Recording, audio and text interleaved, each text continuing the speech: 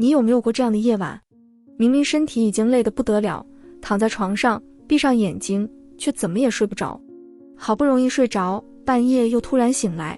即使睡着了，脑袋好像也没有真正休息，想着工作，想着考试，想着明天该怎么办。第二天醒来，整个人昏昏沉沉，没有精神。可是到了晚上，那个停不下来的脑袋又开始运转。有人会说，你就是想太多。可是真正经历过的人都知道，谁不希望自己能够轻轻松松入睡？谁不希望一觉睡到天亮？你也努力告诉自己，别想了，睡觉吧。可偏偏一个念头还没结束，另一个念头又来了。明天的事情，还没发生的问题，别人说过的一句话，甚至过去很久的事情，都会被重新翻出来。身体已经躺下了，大脑却还在工作。其实这种停不下来的状态，背后往往藏着一种情绪，不安，担心做不好，担心犯错，担心别人不满意，担心还没有发生的事情。当这种担心越来越频繁，甚至开始影响睡眠和生活，我们通常会把它称为焦虑。焦虑并不只是想太多，它更像大脑的警报器，不断提醒你还有事情没有解决，可能会发生不好的事情，你还不能放松。所以今天我们就来聊聊3个问题：焦虑为什么会出现？为什么它特别容易在晚上影响睡眠？以及最重要的，当你焦虑到睡不着时，到底可以怎么办？1. 焦虑为什么会出现？很多焦虑都绕不开3个原因。第一，我们总是在担心还没发生的事情。考试还没开始，已经在想考不好怎么办；工作还没出问题，已经在想被责怪怎么办；一句话还没说出口，已经开始担心自己会不会说错；事情还没有发生，大脑却已经把最坏的结果演了一遍。其实这并不是我们故意悲观，大脑本来就有预先发现危险的能力，它会不断问，如果真的发生了怎么办？万一出了问题呢？这种能力原本是为了保护我们，适度的担心可以帮助我们提前准备。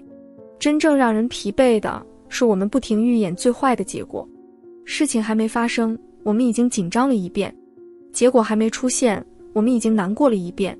所以有时候真正让我们累的并不是事情本身，而是我们提前承受了那些还不知道会不会发生的事情。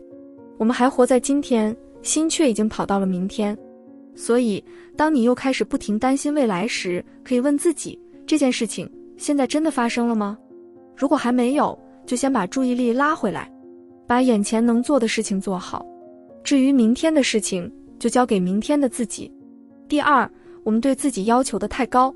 其实对自己有要求并没有错。考试得到80分，希望下一次考85分；工作已经完成得不错，还是希望自己可以做得更好。想进步，想变得更优秀，这些都很正常。问题是，当想进步慢慢变成了我不能失败，考不到85分就觉得自己不够努力，工作出现一点错误就开始怀疑自己的能力，今天状态不好，没有完成计划，又忍不住责怪自己，为什么别人可以，我却不行。久而久之，我们不是在努力变好，而是在害怕自己不够好。于是连休息的时候，心里都还在说你还不够努力。所以真正需要放下的，不是对自己的要求，而是那种我必须一直做到最好的压力。你可以努力，也可以犯错，可以进步，也可以有状态不好的时候，可以期待更好的自己，也可以接受今天的自己还不完美。真正的成长不是要求自己永远完美，而是允许自己偶尔做不到，然后继续往前走。第三，压力长期累积。焦虑有时候并不是因为发生了一件大事，而是很多小压力一直没有机会被处理。学生有考试、补习、比赛，还有来自父母和老师的期待。上班以后有工作、KPI、客户、加班，还有不断变化的环境。每一件事情单独看起来好像都撑得住，可是压力一件接着一件，却没有真正休息的时间，人就像一根不断被拉紧的橡皮筋，撑久了自然会累。所以有时候你突然发现自己很焦虑，并不是今天发生了什么大事，而是过去那些没有休息的疲惫一点一点累积了下来。焦虑有时候不是突然出现的，而是你已经撑了太久。2. 为什么焦虑特别容易让人睡不着？白天的时候，我们忙着上课、工作、处理事情，很多担心根本没有时间去想。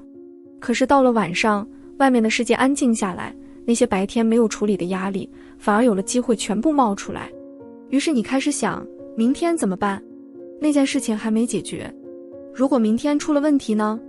越想越清醒，越清醒又越担心自己睡不着，最后变成越想睡越睡不着。所以，如果你今晚又遇到这种情况，不要急着和自己较劲，可以试试这3件事。3. 焦虑睡不着，可以怎么办？第一，把担心写下来。如果脑袋一直想着明天怎么办，不要让它一直在脑袋里循环，拿一张纸，把明天需要处理的事情写下来。例如，明天回复邮件，明天准备考试资料，明天处理这件事情。写下来以后，告诉自己，我已经记下来了，明天再处理。有时候大脑一直提醒你，只是害怕你忘记。写下来就是告诉自己，放心，我不会忘记。第2，越睡不着，越不要逼自己。如果躺在床上越来越清醒，不要一直告诉自己，快睡，怎么还不睡？明天还要早起，这样反而容易让身体更加紧张。可以暂时离开床，到安静、昏暗的地方坐一会儿，看看书，听一些轻柔的声音。等到有睡意了，再回到床上，慢慢让大脑知道，床是休息的地方，不是思考和担心的地方。第3，睡前给大脑一个下班时间。很多人的问题不是晚上才开始，而是从白天开始，大脑就一直没有真正停下来。工作结束了，还在看手机；回到家了，还在回复讯息；躺到床上，又继续刷手机。身体躺下了，大脑却还在接收新的信息。